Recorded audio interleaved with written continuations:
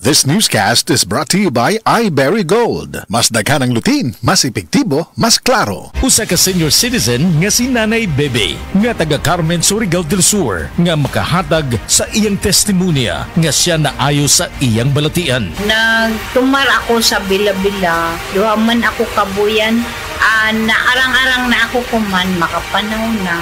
Tapos ako kamot, naingas-hingas. Na ako kuan, hapyas, Bila-Bila. Kumanak, makalakaw naman ko. Sa sikitay nga Na-stroke. Na-stroke ka?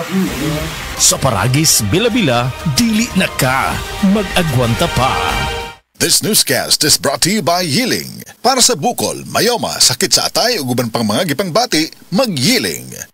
Diabetes, usa ka sakit nga lisod ug delikado sa atong mga lawas. Tungod aning pwede ka mamatay sa komplikasyon sa kasing-kasing, kidney, atay, ug uban pang mga vital organs sa atong lawas. Suklan nato ang diabetes. Mag Life Extension Vitamin D3 na mo. Rekomendado sa mga medical doctor. Mapalit sa mga butika. That time check is brought to you by San Miguel Pale Pilsen. Sarap laging kasama. The original Koi Herbal Capsule.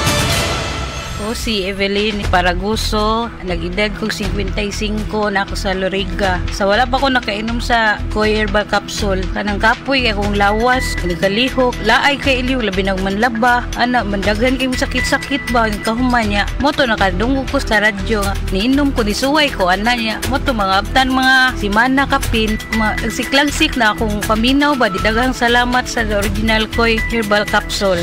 The original Koi Herbal Capsule. That news was brought to you by ACS Manufacturing Corporation, ISO certified world-class quality. ACS.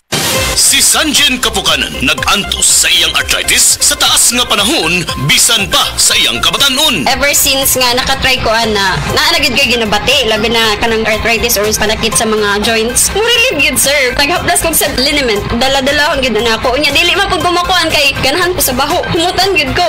Si Sanjen Kapukanan sa Barangay Cananipas, Surigao City. 34 years old na ko. Sa Sed Liniment Oil, tanggal ang arthritis. Gyapod-apod sa Sed Marketing Incorporated.